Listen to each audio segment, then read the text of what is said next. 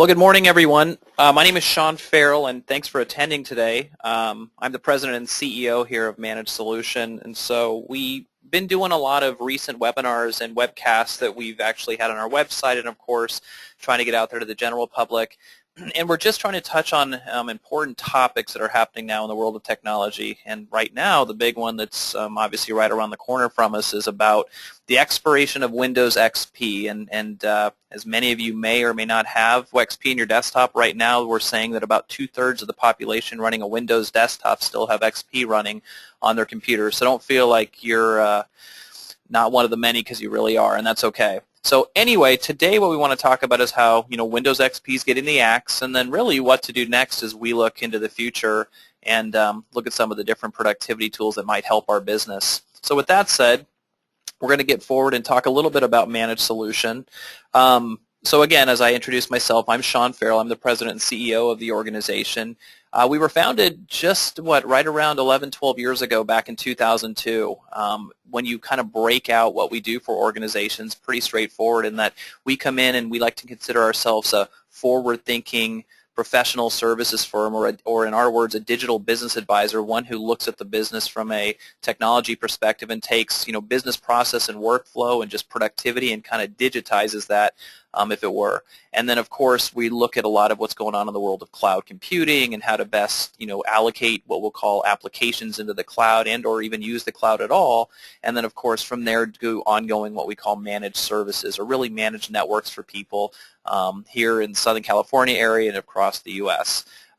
We are obviously headquartered here in San Diego, California. We have offices in Orange County and LA, and we've expanded to some other territories as of recent, but headquartered here with a great staff of people. We maintain, about 50,000 assets, I'd say, for well over 1,000 businesses here in the San Diego area and then other regions of the United States, and that ranges from doing cloud computing to managed services. And, of course, as you see right here, we've done very well over the years, had year-over-year growth, and have won a lot of awards in the community and then in other areas via Microsoft and some other partners of ours. So as we like to tell people, we're kind of the trusted digital business advisor, and just, offering up a lot of solutions to customers to really help them and, their business process. So as you'll see right here, very important in our community. We are very heavily involved in the Microsoft Partner Platform. We carry what's called gold certifications, which means our engineers have to have a lot of training and certification to be involved in this. We're very heavily affiliated with Microsoft as a gold partner, also with Amazon as we look at some of their cloud services, and as well as what Microsoft calls their Azure Circle of Partners, which includes people who move their business to the Microsoft Cloud as well. We work with a lot of the manufacturers of hardware, be it Dell and Lenovo and some of the other HP guys. And as you can see over here, some of the awards we won over the years, which include some of the fastest growing companies who do managed services throughout the U.S., top tech exec awards, a lot of Microsoft partner awards. It's been a good run, and we want to continue there. So to get kind of into the meat of this, we're going to talk a little bit about three things today, but the first one be at XP, and really what people are wondering about, the risks involved in not getting off XP and moving into more of what we call a modernized desktop or laptop or tablet or phone or whatever it is that you carry these days, because everybody seems to have about 5 devices from what we can tell. But anyway, so support ends April 8, 2014. Obviously, third generation technology is going to become problematic as it relates to Windows XP. Support costs, whether that be you're calling your provider who traditionally is not training their technicians to understand what's going on in Windows XP anymore, and or if you were calling Microsoft direct, I think an incident call into Microsoft for support of XP is in the range of somewhere like $1,900, so very expensive. And then, of course, we'll talk a little bit about the security risks going forward. So with that said, there's kind of 4 main things that we need to be concerned about as we get off, or we stay on XP and potentially don't move from that platform. The 4 there are security, compliance, lack of ISV or independent software support. So when we think about our third-party line of business applications, if we're a legal firm or CPAs or retail firms, we typically use some sort of line of business application, even down to simple applications like QuickBooks for accounting. We have to consider the support that we're going to get from the ISV, and I'll explain that in a minute. And then, of course, hardware manufacturing support. So security, when you hear about these things that kind of happen behind the scenes, such as patches and updates, and making sure that we're rid of any type of viruses or spyware on our machines. As soon as we see this expiration date come on April 8th, a lot of those things that Microsoft protects against through some of the patches that they automatically deploy to your desktop, I'm sure you guys have seen that automatic updates button pop up every now and again, or some people have it kind of in the bottom right-hand toolbar where it's automated through their provider. Once that XP expiration comes up, that will not be taking place anymore. So if we've seen as of recent some of the patches and updates that have been done, and then seen some of the things that have been going on in the market, I'm sure many of you have read about things like CryptoLock, or a virus that's been going around. We have to be concerned about things like that, as we're not compliant anymore from a patch and update perspective. Second to that is compliance. A lot of organizations or a lot of compliancy acts such as HIPAA, Sarbanes-Oxley, and other things that have to do with our specific industry, whether we're in financial or healthcare or biotech or any of those ones that really have some sort of compliance that's important to them. As Microsoft Windows XP is not being updated, and then we're also going to run into compliance issues from those providers who require us to be, for example, HIPAA compliant. The next one is going to be around lack of software or ISV support, and as you're probably hearing, if Microsoft is not updating their systems, in this case Windows XP, to work with things like your third-party line of business, there's going to be a problem when you try to go into those systems, whether you're trying to use the third-party application as it integrates with things like Microsoft Office and or things like your server environment. So they may not run these third-party line of business applications on your current server or XP environment anymore going forward. And again, beyond Windows XP expiring in the year, there's also expirations of your server licensing, including Windows Server 2003 and some other software that Microsoft's made, anything 2003 or below, let's put it that way. So again, as you think of applications running on your servers that are expiring, think about how there may be a problem with that ISV or that third-party software that may not work anymore. The next thing we wanted to talk about, of course, was just hardware manufacturer support. Obviously, you're not going to see hardware manufacturers, the traditional Dells and Lenovo or any of those guys, providing drivers to the machines that run our actual Windows XP platform anymore. So as we used to get, or as you probably don't know, behind the scenes, a lot of people go out there and install drivers to your machine. You'll hear your technician, I'm sure, every now and again and say, I need to install new drivers or patches. And when they say that, those things are going to go away. So suddenly when you're going to print and those print drivers don't work with Windows XP and this new printer that you got from let's say Xerox, well, then you're going to understand why. So things that we really have to consider. It's going to be a big shift in the market. And again, we're still seeing 2/3 of the population on Windows XP, so we're seeing a lot of people transition now. So what we have is the ability to kind of jumpstart the Windows XP migration, really getting you off of Windows XP, moving you into a Windows 8 platform or Windows 8.1, and in some cases actually a Windows 7 platform, depending on the size of your organization. Some people are just moving to Windows 7 at this point because they like the look and feel of the desktop, and some people are going right up to Windows 8, 8.1. But either which way, there's different tools and methodologies to get us there, and in some of the larger businesses we work with, we have automatic deployment tools that allow us to quickly image computers, stand up new desktops, and get us into a more what we call modernized desktop. Some of the products we use are Microsoft System Center, which is a product for automation of deployment. For many of us in the small business, we've probably heard of products like Ghost before, to ghost new computers or put new images on new computers. This is a very automated way using System Center. What we do a lot of the time with our customers is go in and do kind of a pilot deployment and really spend time training the users on the new operating system and making sure that they're excited about Windows 7, Windows 8, or even Windows 8.1 and what it can do for their business. And we'll show that later on here in the presentation. But we have to go through and look at functional specifications, meaning is the hardware that we have today capable of handling like a Windows 7, Windows 8 platform, and then how we're going to do that migration and moving data from, let's say, one computer to another or one server to another, very important. And, of course, a production deployment, meaning put it into production and everybody starts using it as we go forward. So all these things are things to be considered. I mean, they're not overly complicated, but things that we need to do going forward so we don't make mistakes and have, obviously, any downtime in our business. So I think we talked a lot about Windows 7, Windows XP and why it's expiring and what's happening. And the operating system has been around for a long time. And as you know, over the last few years, Microsoft has introduced their platform in what we call Windows 8.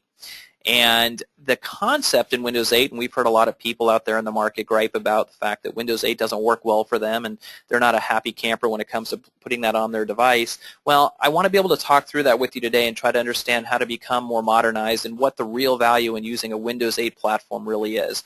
So the first thing to talk about is, of course, when Microsoft came out with the Windows 8, it was all about Windows reimagined, as they call it. It was really about what we call pen and touch and the ability to have a tablet in our hand and or a pen that came with our tablet and be able to touch and use pen to navigate the screen. So when we started to look at this interface that Microsoft put out there, we call it the Metro interface, you'll probably notice that it wasn't something that worked well with a mouse and a keyboard, and that really wasn't their intent. But the problem was originally when Windows 8 was designed was that there wasn't a lot of devices that actually supported the Windows 8 platform.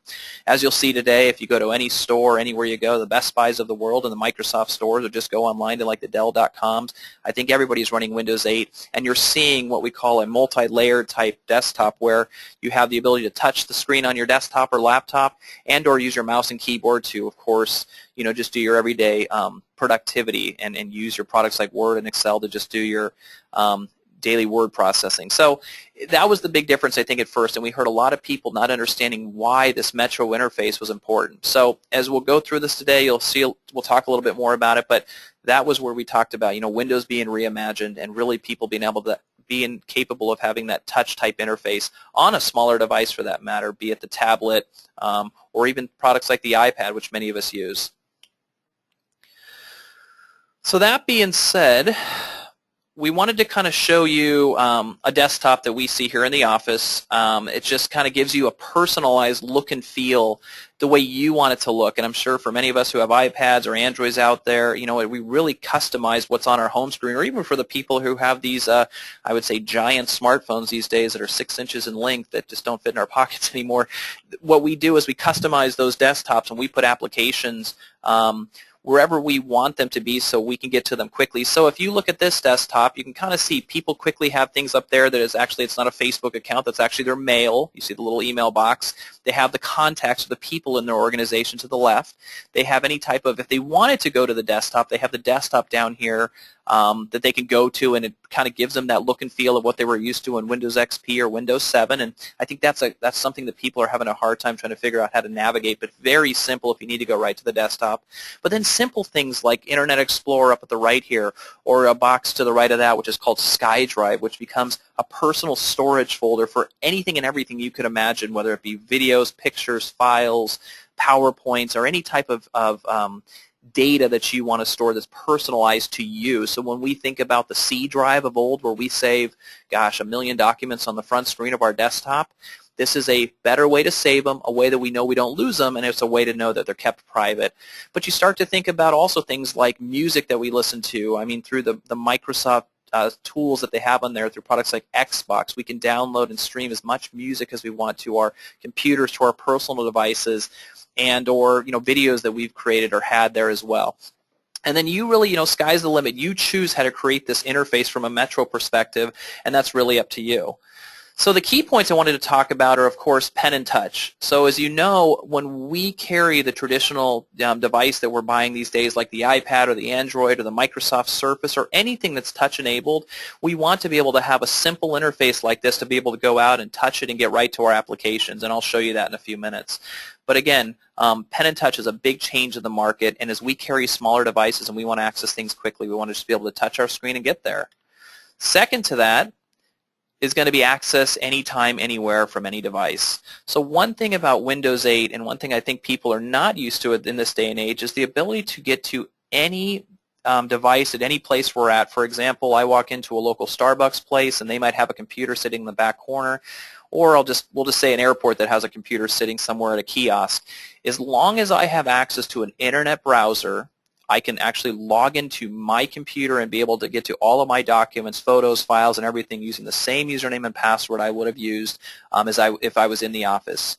So the days of those VPNs where we had to log into a separate screen, or what we call remote desktop or terminal services, a lot of those things are going away for us because now we have more of a one user interface that can be accessed from anytime, anywhere, like we said, on any device. So Very important to understand, and it's something that I think there's a training curve involved in when we give this to users, which is something we actually do when we go out to visit with companies, is really provide a lot of side-by-side coaching on how to use the product. Very important. Of course, if not done right, user adoption is very low. So again, we talked a little bit about this, but just those quick tiles, they're customized to you. So however you want to build it. I mean, obviously, I think the mainstream stuff we still use is going to be definitely our email, the contacts within, our calendaring, which we see up here in kind of the middle of the screen in that purple, but just the simple stuff we get to on a daily basis, and then some of our personal stuff that we may not need that kind of sits over to the right. But again, however you want to customize them and move them around, it's up to you.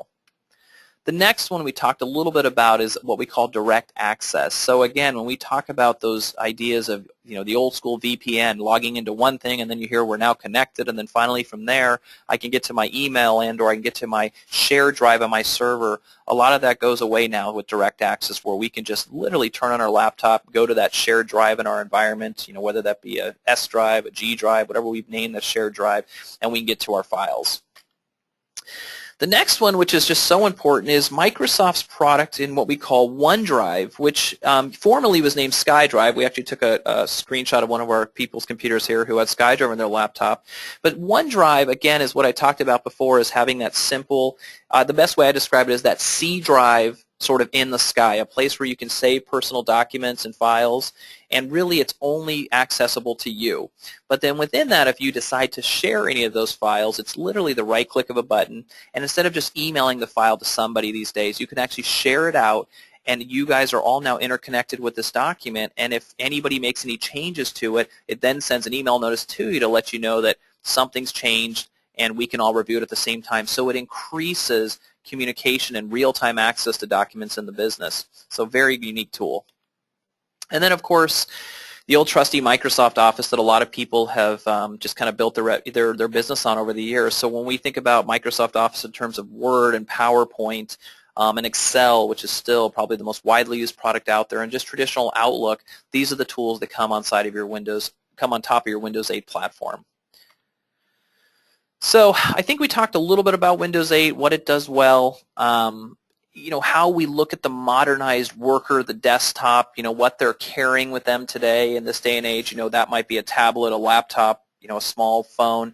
And again, to get that user experience across all of them is going to be critical, as we want to get to the same files, same folders, anytime, anywhere. So that was a little bit about Windows 8. And what we want to talk a little bit about more today is now what we consider Microsoft's cloud product, Office 365. So in today's workplace, we have three things that really happen as we are the productivity worker of age. We look at the fact that we do work from work like we always have. Then, of course, you kind of heard me talk about having 5 devices. You can kind of see there's 5 right there. But we also want to have access to those tools and that data at home. So we, of course, work from home. We want to have access to certain things from there. And we also do it off-site when we're in that mobile-type workforce or mobile-type play, whether we're traveling or we just work remotely or whatever it is. But we want that experience to be seamless across the board. We don't want to have 2 platforms working, one from home and one at the office. We want to have the seamless experience from all. So we call this really working in the modern business, and this is produced by what's called Microsoft Office 365.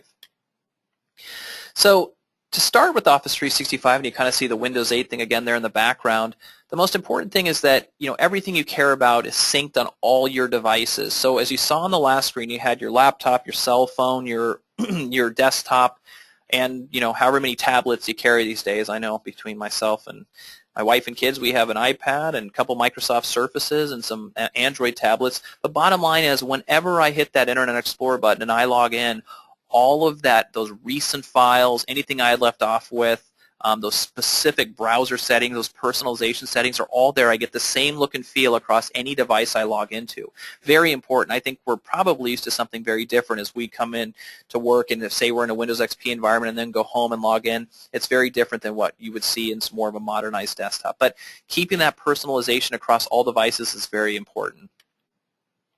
Second to that, we talked a little bit about what you do get. You get the Microsoft Office set of applications in Office 365, so that includes Word, Excel, PowerPoint, Access, Outlook. You get line of business desktop apps that may work well for your line of business. So if you actually use inside of your Windows 8 platform the Microsoft Store, you can go in and download some free and some applications that have a price point to them, but line of business apps are going to help your business and actually integrate well with the Microsoft suite of applications.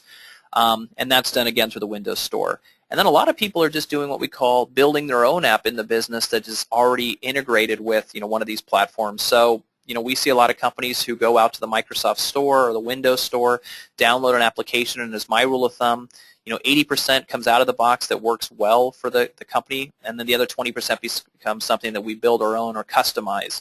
But again, typical stuff that we're used to using, and again, the big product in that, Microsoft Office. So the next one is just the simple old, mail that we use in email systems. So we look at the product like Outlook, which is something that we're all very familiar with. It's still mainstream, and it's still the #1 most widely used email system in the world. It comes as part of Office 365. It also has, of course, what we call our contacts or our people, which are included in Office 365. And I'll show you a pretty unique thing in a few minutes when we do the demo on how we can take not only our contacts in the business, but also some of our social contacts, the LinkedIns of the world, and the ones that come out of our Facebooks and other social sites, to be able to bring them into our contacts folder. And let's say we want to communicate out to them via an email campaign or just a message, I can quickly bring them in and push them out of my actual contacts or people folder at any given time. And then, of course, our calendar, which kind of dictates what we do on a daily basis, which for most of us has just been the calendar of the past, but there is some tools that have integrated into the calendar to allow us to set appointments that become online appointments, to do audio and video conferencing, and or just do our regular appointments in person, but just a really unique way to change the way we communicate. So again, something that comes in Office 365. And then, of course, talk about just the photos and the stuff that we've incorporated from home and work that'll be just part of our one product inside of the platform. But again, Office 365, as it were, we talk about that email platform. For many of us out there, we use Gmail and Yahoo and other types of email platforms. All of this, as I mentioned, can be brought together, and I'll show you that in a few minutes. So the next thing we wanted to talk about, and I kind of alluded to it in the last slide, is a little bit of what we call Microsoft's Link product. And for many of you guys who have used Skype out there, you're probably familiar with this ability to go out and kind of connect with other people inside of your household or inside of your business and be able to share certain things, whether that be instant messages and or calendars and appointments, and then just be able to click and join a meeting with somebody else and be able to do an audio or a video conference meeting at any given time from anywhere, and really, again, from any device. I mean, I see a lot of people who have hooked up internet to their wireless TVs these days, and they use Skype, and hey, they're communicating with the guy over at work who's working from his desktop. So that's the stuff that we don't want to limit. We want it to be a better unified way of communicating, which is what this Microsoft Link product is going to do for us.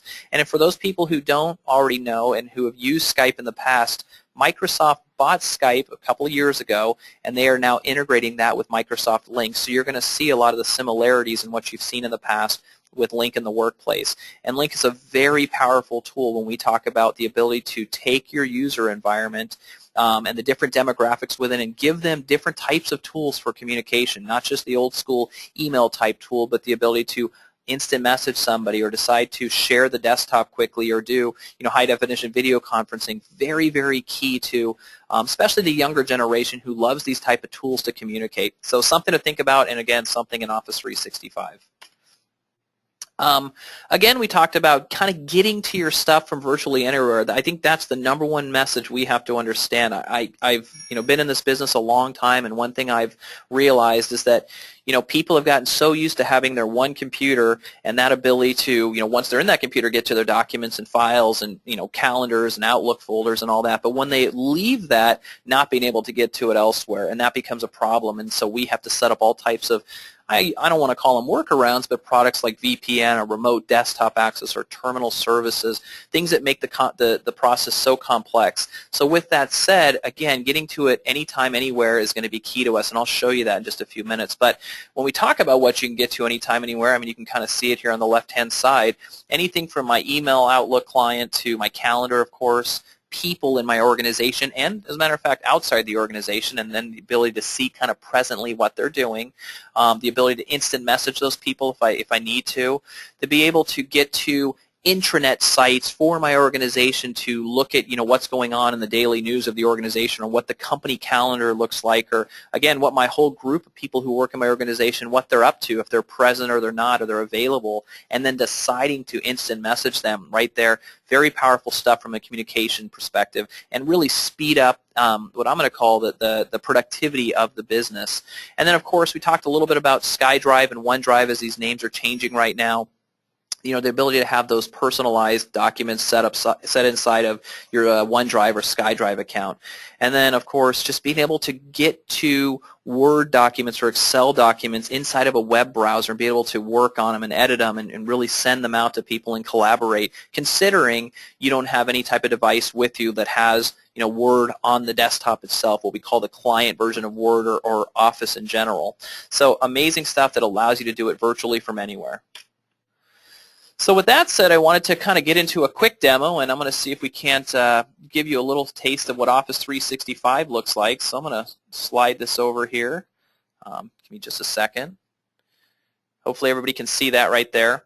And what I wanted to show everybody was kind of the look and feel of a live desktop, and I'm actually just going to use mine today, which should be just fine. But you can kind of see up here the most important thing is my tools that I'm used to using. So up here you're going to see Outlook, and you're going to kind of see that we're inside of it. So there's Outlook. And by the way, if you notice, the way I got to all these tools was I got to them via web browser. So there's my Outlook tab right there. I don't necessarily have to have it locally in my desktop, but you see Outlook here, my calendar right here, and you can kind of see all my appointments that are coming up to the day. There's our webinar for today, some meetings we have this afternoon. Over here, what we were talking about before was our traditional contacts or people. You'll kind of see our contacts are loading.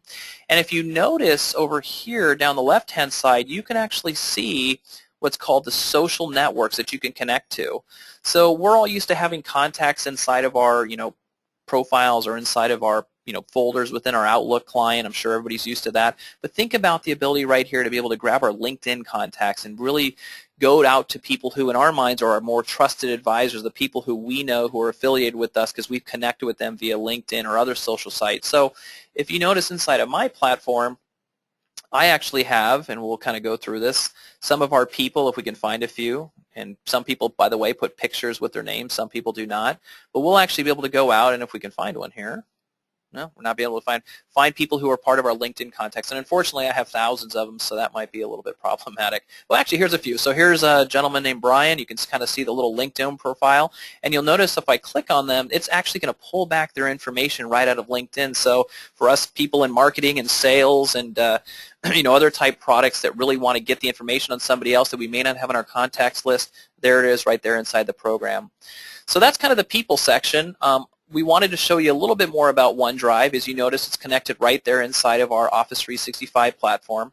You can kind of see there's a picture of me, and I was much younger, of course, and some of the tools that I've got there. My Word documents, my shared with everything docs, recent documents I've worked on. And if you'll notice, we can go out and just click on a document like that, and it's going to bring it up inside of Word, or what we call Word Online, and we can bring it down and edit it in what we call Word on Premise, and I can do that for you guys.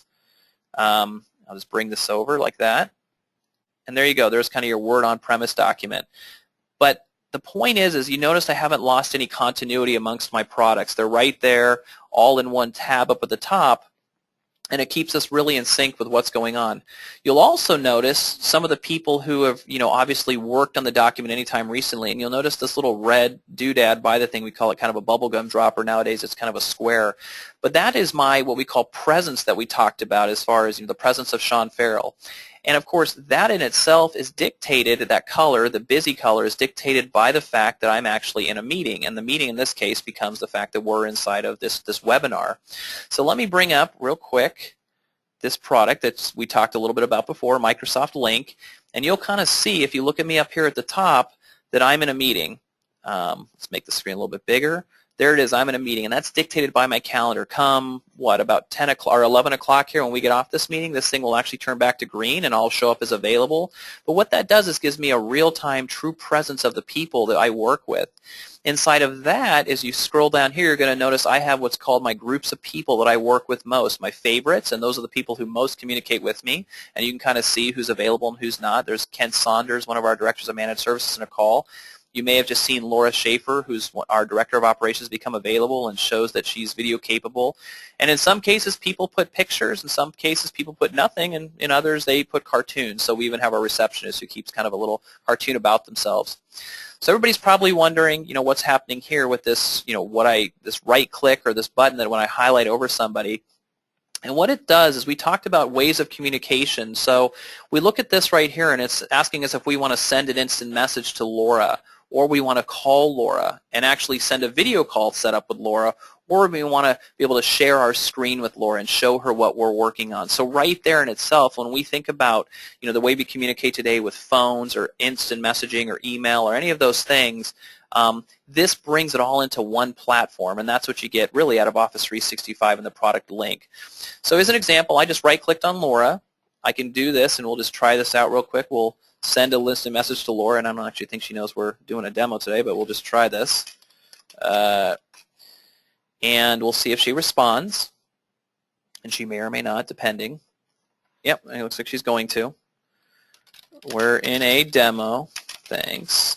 And so now I know that Laura is responsive and she's there and she's able to talk to me. And again, I did that because I wanted a quicker, easier way to communicate with Laura, which is what we've got right here. So anyway, if I wanted to call Laura, I could do this. If I wanted to actually video call Laura, I could do this. If I wanted to call Laura's mobile phone, I could just click here. So it's really up to me how I do it. And if I wanted to invite more people to this conversation, I can invite more people. Find somebody like Alicia in the organization, and now Alicia's part of this 3-person conversation or 3 participants. And so anything I instant message or call, they would be notified immediately. So pretty amazing stuff from a communication standpoint, and I hope that that would be something that in the organization you work with and you could use. Another thing that I think is pretty unique, and this is something that always gets people excited, is the traditional Outlook and the way that functions. So inside of Outlook, we have all of our, of course, emails, and this is Outlook 2013 or the newest version. But one of the things that people do a lot of the time is we end up scheduling appointments with people.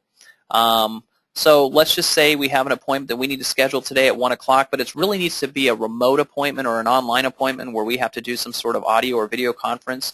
It's simple enough to, by clicking a date like we always do on our calendar, we'll bring that over, and actually typing in the subject, test appointment, and we could actually say the location, which could be at our office. But let's say we're going to do the appointment online. If you notice right here, there's that little link meeting. All I got to do is click it, and then all of a sudden you have a link meeting that people can join online. And next thing you know, you just got to throw in a few email addresses. There's Laura Schaefer. We could say Janelle Mott, Kelly Taylor, and those are the people in my organization who are joining. And I won't send this out to anybody outside the organization, but I'll just give you an idea. Let's just take a lady who works with us at a client of ours, Kathy Pennington. I can send it to her just as well, and all of us will be able to join that conference at any given time. But if you notice, again, throughout this process, I've been able to keep in touch with these people, Laura, Janelle, who's in a meeting, Kelly Taylor, who's available to, or not available, to be able to see what they're doing. And again, if I choose to communicate a different way, I could right-click and then communicate with Kelly in an instant message right there. So pretty incredible stuff, the way the continuity in the product works. Just something I thought you guys would like to see. So as soon as I send that appointment out, it's on your Outlook calendar, and I'm going to take Kathy out of this mix, and there you go. There it shows up. So for us, when we go to do that appointment, we click the Join Link Meeting, we know who's in it, and we're online and going. So all of those video conferencing tools or third-party tools we've used in the past, no need to do them anymore. So I hope that was a good one for you guys, and you liked what you saw. So that's really the whole back in on what Office 365 does and, some of the different products it can do. The one last thing that I wanted to show you really quick was what we call SharePoint, which is essentially an intranet portal for our organization and what we call an all things, in our case, managed solution. And so we publish a monthly newsletter called the In the Techno newsletter, so it's all things managed solution. And we have different tabs up here where you can see where we work at: a project management, marketing, sales, operations, HR, recruitment. We have a managed solution directory that we keep, our employees in, and you can kind of see again, we can see our employees, what they do, obviously the presence of those employees at any given time. If we move into sales, for example, we can keep a lot of our sales templates. You can kind of see the last person who modified those sales templates. Pretty incredible stuff. And again, if you had a question about the last person who did anything to do with our master service agreement, well, that in case would be me back in February. So you can right-click on me and ask questions about it. But I think one of the most unique things that we've seen inside of this whole concept of Office 365 and bettering the communication within our environments is this ability to do searching within our own platform or our own business to figure out specialties or things about people that may have not already known.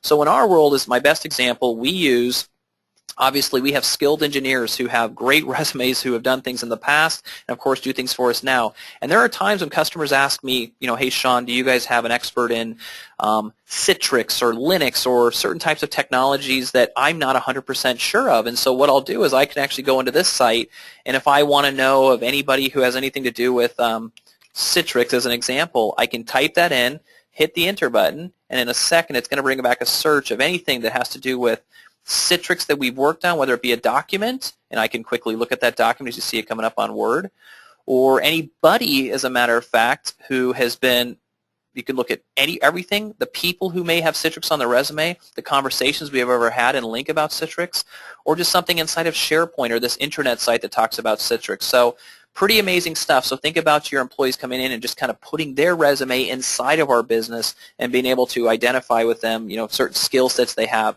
We've seen this done inside of healthcare facilities where doctors may publish all of the different, background, where if, one doctor's trying to search for a skill set of another, they can do it.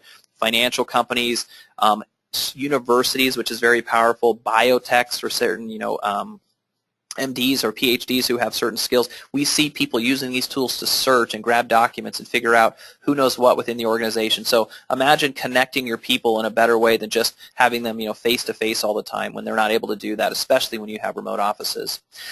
So that's a little bit about Office 365. Again, you kind of saw the common sets of tools. We showed you a little bit of the conferencing tools and the different ways of communication via link. But anyway, I'm going to jump back over to our PowerPoint, and there we go. And I wanted to kind of talk to you a little bit about how we get there and kind of give you an idea. So Managed Solution has really been working with a lot of organizations recently to get to that more modernized desktop, whether that be Windows 7, Windows 8, or even Windows 8.1. And for anybody on the phone wondering, Windows 8 and Windows 8.1, essentially Windows 8.1 kind of brought back that whole idea of the Start menu. So as I showed you in that one screenshot, if you click the little Start button, you go right back to your old desktop with all your files on it. It gives you that familiar look when you're doing day-to-day business work, and it just makes it simple like it used to be, which I know a lot of people were concerned about in the past. So anyway, we have migration tools to help you guys get there if it's of interest and help you get to not only the Windows 8.1 platform, but Office 365 and even Office 2013 to bring you up to a more modernized version of your current software. And again, it's really an assessment providing planning and just staging how things are going to be done, like I told you in the beginning of the conference. Whether that be, are your desktops compatible today? Could the servers you have handle a new server or platform on top of them? Or are we even potentially going to look at moving some of our stuff to the cloud to move from a CapEx to an OpEx model? All of those things I think are so important to assess up front because, again, in my opinion, there's so much good technology out there today